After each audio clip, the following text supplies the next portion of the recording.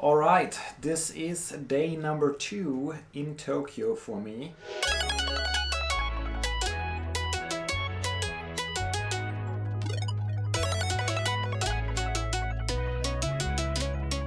The jet lag is not a problem for me at all because I was able to stay up until 9 p.m. yesterday. Just went to bed, woke up a little bit early, maybe 4:30 to 5. So just a little more adjustment, but I think I'll be fine tomorrow already. Yesterday I wanted to get a SIM card at the airport so I have mobile data everywhere.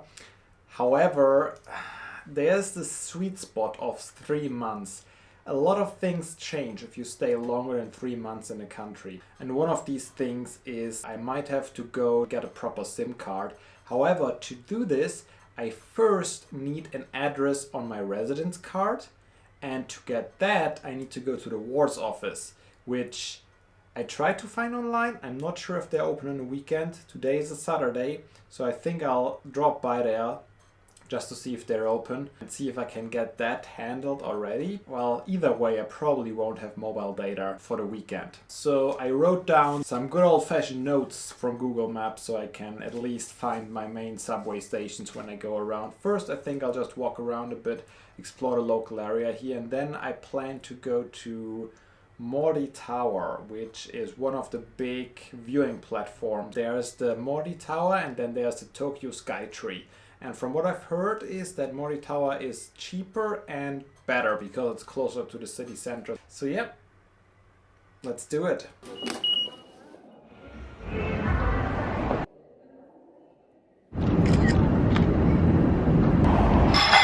Man, that day went by fast. First thing I did after leaving the house is I went down to the civil office at the Tokyo Dome because, as I said earlier, I did want to check if the wards office is open.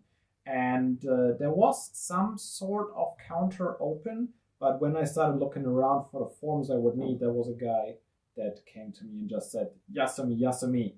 And that means holiday or rest day, I guess. So, and then he said Getsuyobi, which means Monday. But that means that I spent all day just on free Wi-Fi, which is a bit problematic, but not as much as you might think, because every convenience store has free Wi-Fi. It's a bit annoying because you always have to stand there and then confirm the terms of service and log into the free Wi-Fi.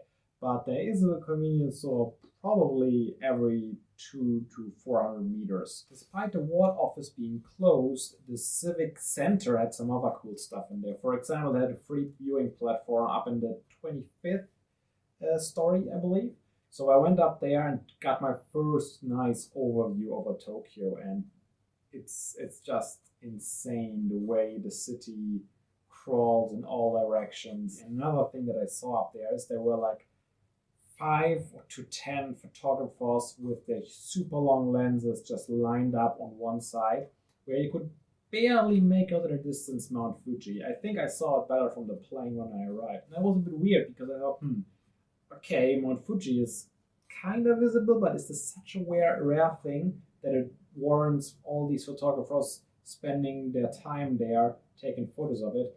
And then the one Japanese photographer came up to me and asked me, "Are you a visitor? Today is a special day." I asked him, "Is it because of Mount Fuji?" And he said, "Yes, Mount Fuji." But then he showed me the picture he took the day before.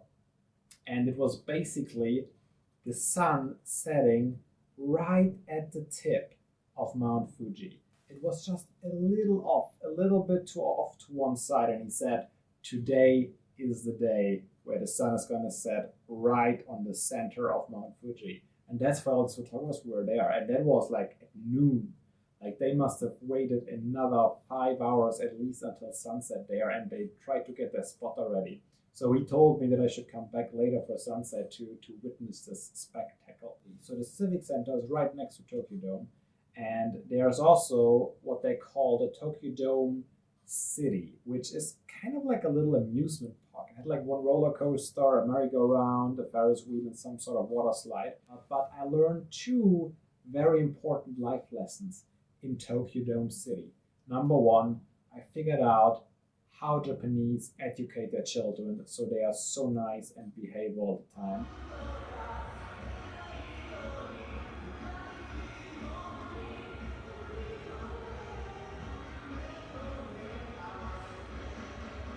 seems to be very effective.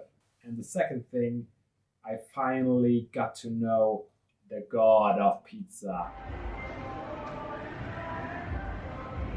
Anyways, then I just took the subway all the way down to Minato, I want to say, which is another ward, and that is the ward where Mori Tower is. The viewing platform is really awesome. When I was there were only maybe, I don't know, 10, 15 people, but the space is so vast that you barely notice anyone. And there's actually places to sit, and I just sat there for like 15 minutes and just looking at this view of Tokyo City, crawling all the way to the horizon. And from one side, you could actually see the sun shining over the city. And it was already a little bit low at this point. And it reminded me so much of the sun over the ocean when you see this line of reflection coming towards you. Only it wasn't an ocean of water, it was an ocean of buildings. But it literally, the line went all the way to the horizon. And that just blew my mind. Houses and city as far as you can see. It's pure insanity. Then I went even one step higher than the viewing platforms. You pay once for this observation deck, which is I think like 1,500 yen or 1,200 for students. And then you pay an extra 500 yen to go up on top outside where it was basically the helipad. It was the helipad. It was a walkway around the helipad for the building. Once I was up there and saw Tokyo Tower, which was beautiful. It was this red beacon in the middle of this gray ocean, which was just a spectacle by itself. But once I went all the way around and then looked at Mount Fuji again with the sun being a little lower, I saw, okay, this is going to look really epic because Mount Fuji was barely visible. But once the sun got lower and lower, Mount Fuji became more and more visible as a silhouette. That made me decide that, yep, I'm going to stay there and wait, I think, over an hour for sunset. I stayed up there and it was not too cold. Actually, it was like 13 degrees today in Tokyo, which is kind of crazy for February, but that's besides the point. It was still pretty nippy up there. I did wait for over an hour, and then I noticed that my battery was at 17%. I did have spare batteries in my backpack, but I had to put my backpack and my tripod into a locker before I could enter the rooftop. So, of course, I didn't think I would spend so much time there.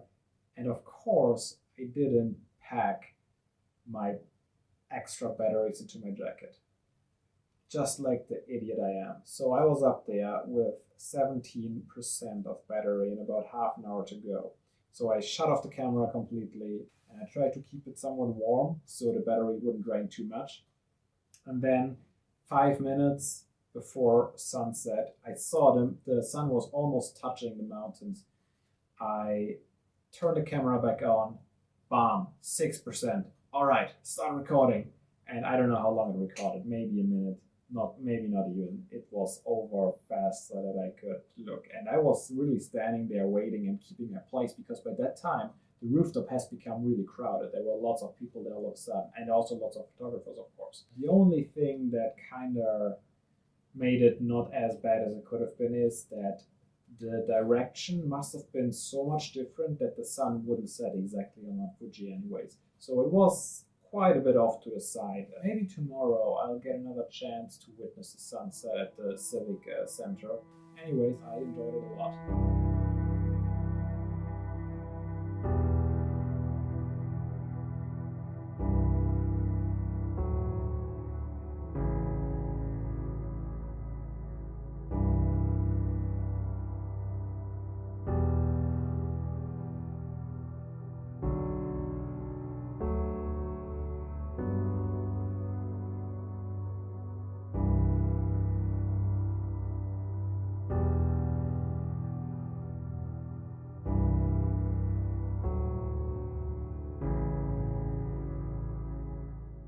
After that, I just wanted to go have some nice ramen and then come home.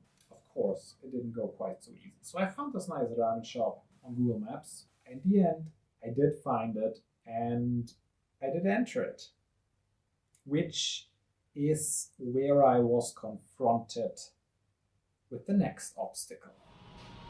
The ramen vending machine.